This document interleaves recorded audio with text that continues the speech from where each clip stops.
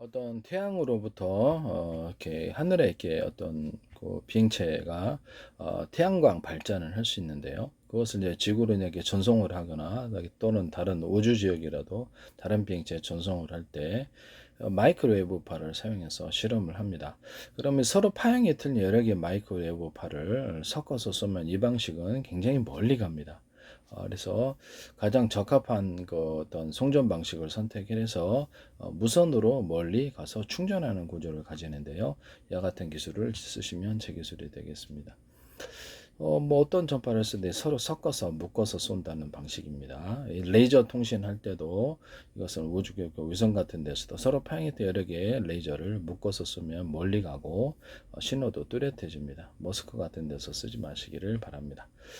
이것을 그 송수신 구조에 있어서 서로 전파를 수신할 때 여러 개의 전파를 수신해서 충전하는 기술 구조로도 가질 수 있습니다. 한 개의 전파만을 받고 그 다음에 또 기다렸다 또 받고 또 받고 이게 아니고 동시에 10개든 20개든 각각 전파를 쏴서 그것을 동시에 송수신한다면 뭐 이것을 일단 굉장히 그 출력이 세지겠죠. 출력이 뭐 대용량의 어떤 전기 같은 것도 받아들여서 그것을 배터리로 이렇게 바꿔 이렇게 저장을 하거나 배터리를 이렇게 빨리 이렇게 저장을 해버리는 기술에 해당하게 됩니다. 가령 이렇게 배터리를 잘게 쪼개 가지고 내가 200개의 배터리가 있다고 합시다. 전기 용량은 충전은 동일하고 근데 그것을 한 선을만 이용해 가지고 200개에다가 하나 충전하고 하나 충전하면 답답하죠.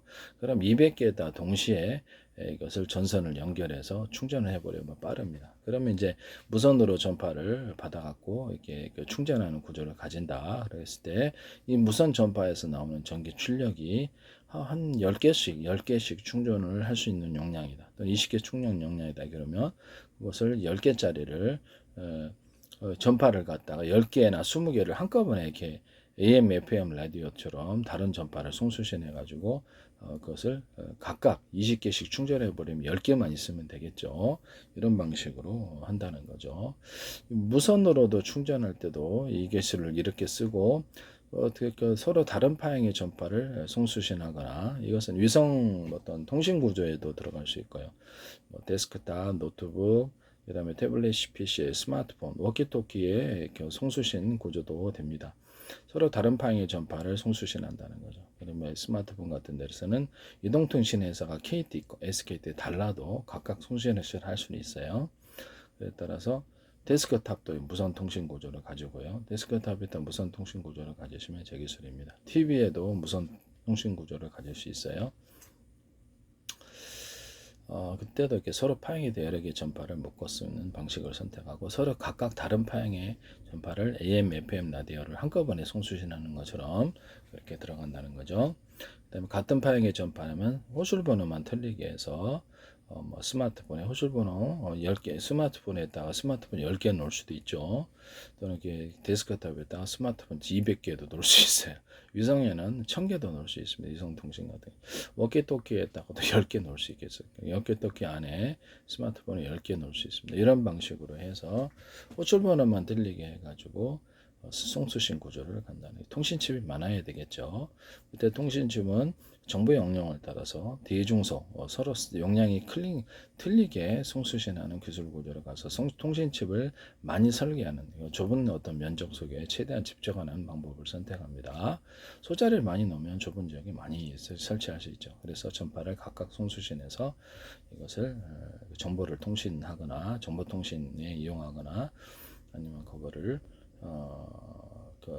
큰 용량의 어떤 정보를 받았을 때 그것을 소짜리 통신칩 밑에 달려있는 신호 처리하는 부분에 소짜리에게 정보를 잘게 쪼개서 나눠서 동시에 그것도 빠르게 처리하는 방식을 선택합니다. 이해가 가시죠?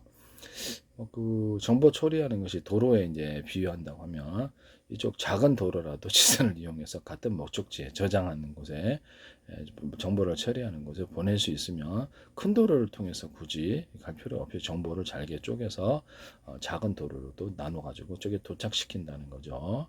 이해가 가시죠? 정보 역량을 잘게 쪼개서 여러 개의 어떤 유선, 무선 통신 선로를 통해서 잘게 쪼개서 보내시면 되겠습니다. 이때 일련 번호나 정보를 암호를 설정할 수 있고요. 나중에 조합을 해야 되니까 같이 하시면 제기술이 되겠습니다.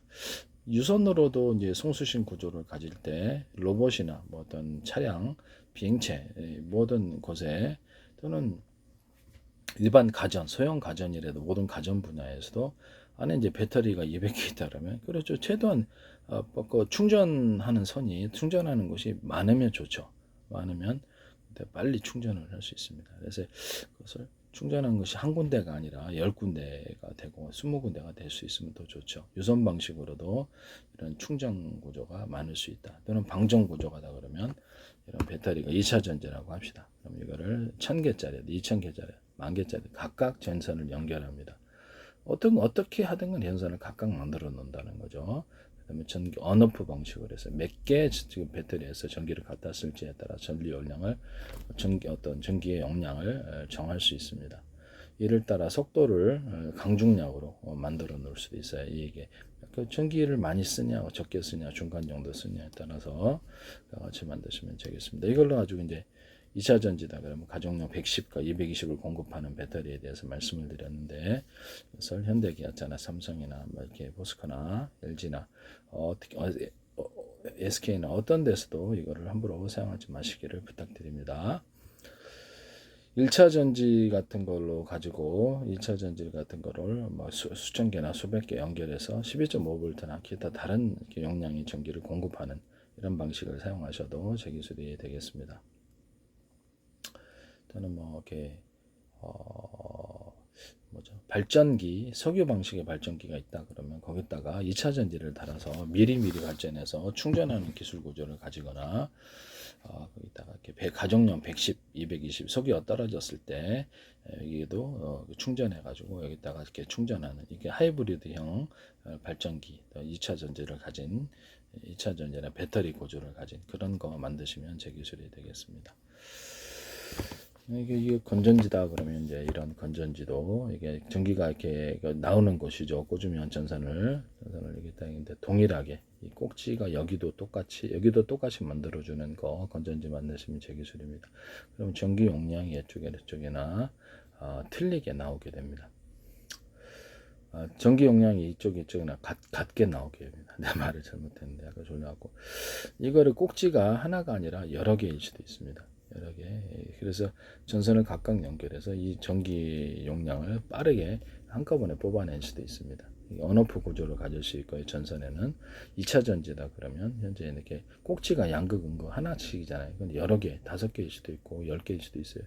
그와 같이 해서 그럼 이제 충전할 때도 전선을 연결해서 각각 되게 빠르게 충전할 수 있죠. 그럼 이 안에 이제 배터리 셀이 20개다. 이렇게 작은 배터리 셀이다. 그것도 전선을 각각 연결해서 충전을 여러 군데 전선에서 이렇게 충전해 주니까 빠르게 되죠. 방전도 몇 개에서 배터리 셀이 전선이 각각 20개인데 10개에서 갖다 와서 5개에서 3개에서 갖다 와서 이렇게 그래서 전기량을 통제해서 이렇게 방전하는 이렇게 전기를 출력하는 이런 기술 구조를 가질 수 있습니다. 같은 기술은 제 기술이 되겠습니다. 남의 기술 도덕질에 상업화시키기 합시다.